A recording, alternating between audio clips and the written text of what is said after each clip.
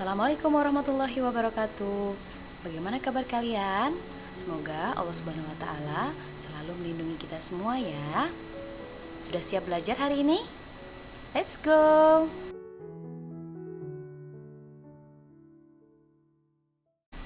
Oke, hari ini kita akan belajar tentang sistem gerak pada manusia.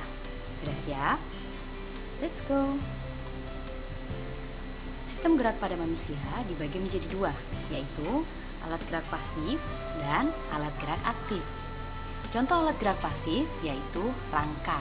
Kenapa disebut alat gerak pasif? Karena rangka tidak bisa bergerak sendiri tanpa bantuan dari otot dan sendi. Selanjutnya alat gerak aktif yaitu otot. Kenapa otot disebut alat gerak aktif? Ada yang tahu? Ya, karena kebalikan dari gerak pasif. Kalau otot, dia bisa bergerak tanpa bantuan dari rangka. Kita next ya. Nah, di dalam sistem gerak manusia ini, Ustazah akan menjelaskan beberapa poin. Yang pertama, tentang tulang. Yang kedua, kita akan pelajari tentang sendi. Yang ketiga, kita juga akan mempelajari tentang otot. Dan kita juga akan mempelajari tentang gangguan pada sistem gerak. Nah, tulang itu adalah penyusun dari rangka. Jadi rangka itu adalah susunan dari beberapa tulang. Apa aja sih fungsi dari rangka? Yang pertama, memberi bentuk tubuh. Masya Allah ya, Allah telah menciptakan tubuh kita seperti ini. Nah, bentuk tubuh ini bisa terbentuk juga karena ada rangka. Kalau tidak ada rangka, maka kita tidak bisa berbentuk tubuh kita. Yang kedua, sebagai penopang tubuh. Kenapa kita bisa berdiri, berlari, kita bisa duduk dengan tegak? Itu juga fungsi dari rangka. Yang ketiga, yaitu melindungi organ penting. Salah satu contohnya yaitu tengkorak. Di dalam tengkorak ada organ penting yang harus dilindungi, yaitu otak. Benar sekali. Jadi ya, kenapa ada tulang tengkorak yang konstruksinya itu kuat? Karena di dalamnya kita melindungi otak.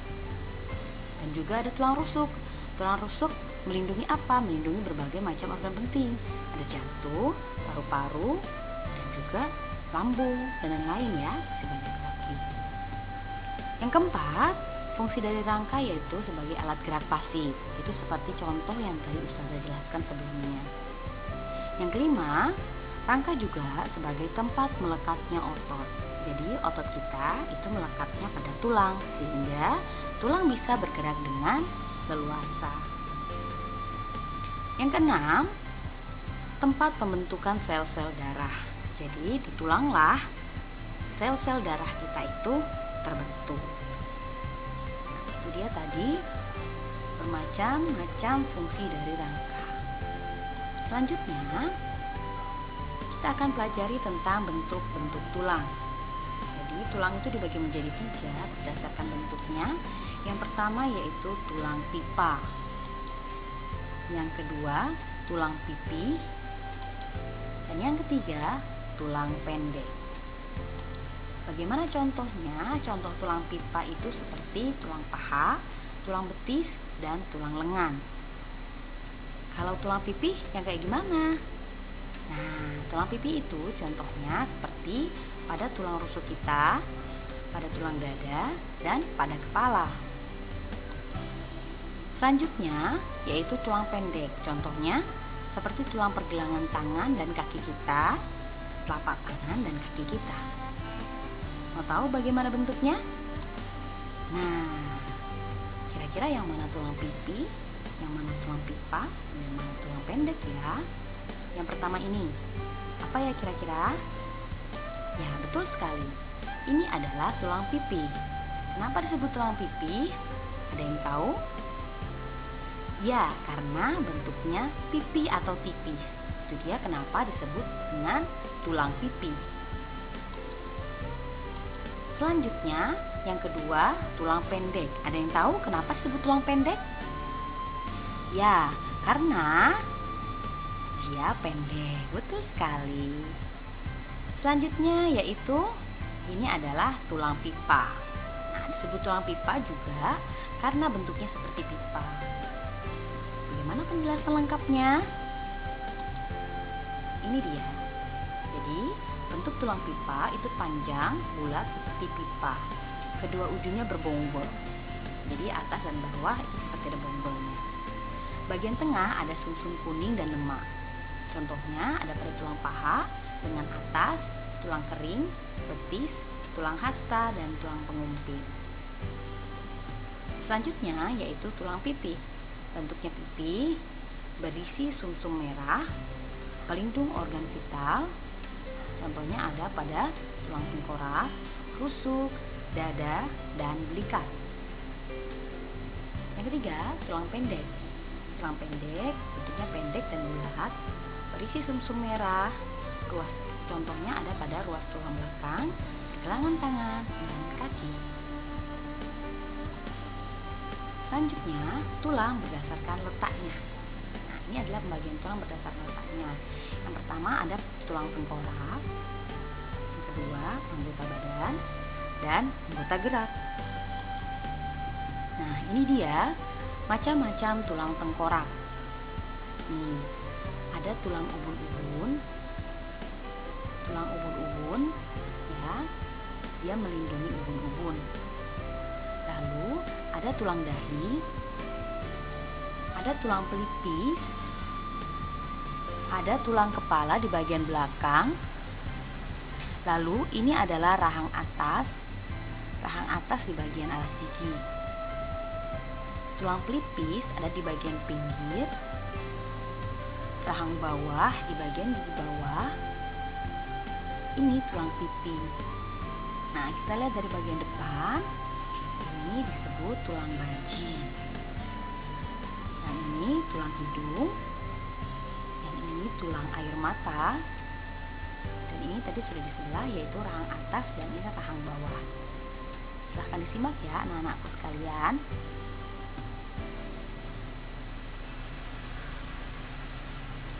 Nah, selanjutnya kita ke tulang anggota badan. Tulang anggota badan itu dibagi menjadi beberapa bagian ya. Ada tulang belakang, tulang dada, tulang rusuk, dan tulang gelang panggul. Ini dia tulang belakang. Kalian bisa lihat tulang leher itu ada 7 bagian. Lalu yang kedua ada tulang punggung. Yang ketiga ada tulang pinggang. Yang keempat tulang kelangkang. Yang kelima yaitu tulang ekor, bagian paling bawah. Selanjutnya ini adalah tulang dada. Tulang dada yang pertama yaitu tulang hulu. Bagian ini tulang hulu. Yang kedua tulang badan. Yang ketiga tulang taju pedang, seperti ini ya. Jadi ada 3 bagian di sini. Ini tulang dadanya.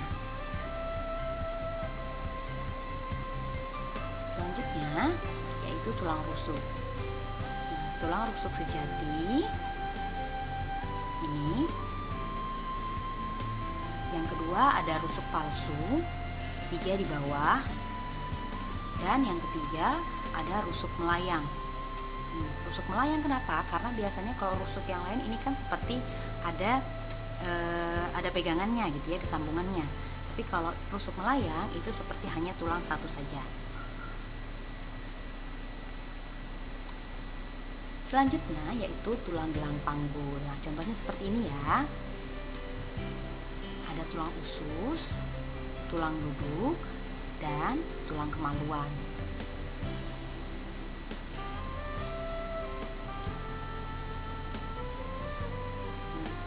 Dari anggota gerak sendiri itu dibagi menjadi 2, yaitu ada anggota gerak atas dan juga ada anggota gerak bawah. Apa aja sih anggota gerak atas? Nah, tentu saja anggota gerak atas itu maksudnya adalah tulang yang bergerak di bagian atas. Contohnya, kita kan manusia bergerak di bagian atas, yaitu yang kita pakai bergerak adalah tangan. Jadi anggota gerak atas itu adalah tangan. Bagian-bagian tangan yaitu yang pertama ini adalah lengan atas. ya, yang disebut lengan atas itu yang ini. Lalu yang kedua tulang pengumpil yang ini. Yang ketiga tulang hasta. Yang keempat gelang bahu. Gelang bahu yang ini. Selanjutnya belikat. Lalu pergelangan tangan. Lalu telapak tangan. Dan yang terakhir adalah jari-jari. Nah, bagian tubuh kita bagian bawah yang bergerak yaitu kaki. Jadi disebut anggota gerak bagian bawah. Yang pertama yaitu tulang gelang panggul. Yang kedua tulang ekor. Yang ketiga tulang duduk. Yang keempat tulang paha. Yang kelima tulang lutut. Selanjutnya ada tulang kering. Ada tulang betis di bagian belakang. Lalu pergelangan kaki. Dan telapak kaki, jari-jari kaki, dan terakhir mata kaki.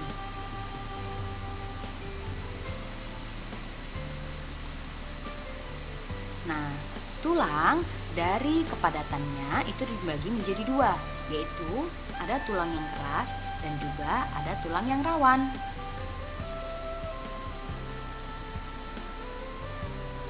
Selanjutnya, kita akan masuk ke pembahasan sendi.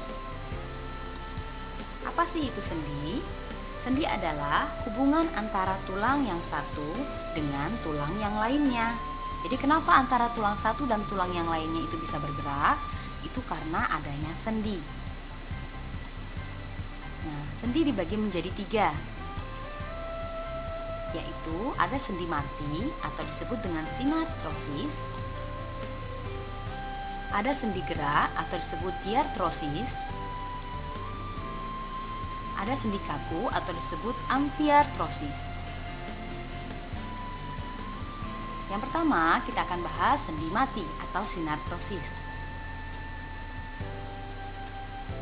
Sendi mati yaitu hubungan antar tulang yang tidak dapat digerakkan sama sekali. Contohnya, seperti pada sambungan antar tulang tengkorak. Jadi tulang tengkorak kita itu sambung menyambung tetapi tidak bisa digerakkan. Itu namanya sendi mati. Selanjutnya ada sendi kaku. Apa itu sendi kaku? Sendi kaku adalah persendian yang dihubungkan tulang rawan, jaringan serabut, dan ligamen sehingga hanya memungkinkan terjadi sedikit gerakan. Jadi bisa bergerak tapi hanya sedikit sekali. Contohnya pada persendian tulang belakang, rusuk, dan dada. Jadi tulang belakang kita bisa bergerak tapi hanya sedikit saja. Begitu juga pada tulang rusuk dan dada saat bernapas itu bisa bergerak tapi sedikit saja. Nah, sendi gerak itu dibagi beberapa lagi. Yang pertama ada sendi peluru, ada sendi engsel, ada sendi putar, sendi geser, dan sendi pelana. Sebelumnya, apa sih tadi sendi gerak? Sendi gerak yaitu hubungan antara tulang yang memungkinkan terjadinya gerakan bebas. Kita cek ya, apa sih sendi peluru, sendi engsel, putar, geser, dan pelana? Nah, jadi sendi engsel yaitu gerakan satu arah seperti pintu. Kalian tahu pintu kan? Nah, kalian bisa melihat sendiri, pintu itu bergerak hanya satu arah saja. Contohnya, sendi engsel ada pada siku dan lutut kita. Coba kalian gerakan siku kalian dan lutut kalian. Bagaimana? Arahnya satu arah saja kan, seperti pintu. Yang kedua, yaitu sendi peluru. Sendi peluru dapat bergerak ke segala arah. Contohnya ada pada lengan atas dan gelang bahu. Coba kalian putar lengan atas kalian dan gelang bahu. Dia bisa bergerak ke segala arah. Lalu dia juga ada di pada tulang paha dan panggul. Yang ketiga yaitu sendi putar. Sendi putar mengakibatkan salah satu tulang dapat berputar atau berotasi. Jadi hanya salah satu tulang saja. Contohnya ada pada tulang atlas dan tengkorak. tulang hasta dan pengumpil. Coba kalian putar kepala kalian. Nah, yang bergerak atau berputar yaitu pada bagian tengkorak. Yang keempat yaitu sendi pelana. Sendi pelana yaitu memungkinkan gerakan kedua tanah. Maksudnya, contohnya ada pada sendi pada ibu jari dan jari lain pada telapak tangan. Coba kalian gerakkan ibu jari kalian. Nah, itu adalah contoh sendi pelana. Selanjutnya yaitu sendi geser. Sendi yang gerakannya hanya menggeser saja. Contohnya antar tulang pergelangan dan antar tulang selangkah. Itu dia tadi beberapa macam dari sendi gerak. Nah, ini dia. Kalian bisa lihat, nih sendi mati ada pada tengkorak. Sendi putar ada pada bagian leher. Sendi engsel ada pada bagian siku. Sendi geser ada pada bagian tulang rusuk. Sendi peluru ada pada bagian tulang sambungan antara tulang duduk dan tulang paha. Semoga kalian mengerti penjelasan singkat dari Ustazah. Nah, hari ini kita belajar sampai sini dulu. Selanjutnya kita akan belajar tentang otot dan gangguan pada sistem gerak. Kalau ada pertanyaan, silahkan disampaikan ke Ustazah ya. Sampai ketemu pada pertemuan selanjutnya. Assalamualaikum warahmatullahi wabarakatuh.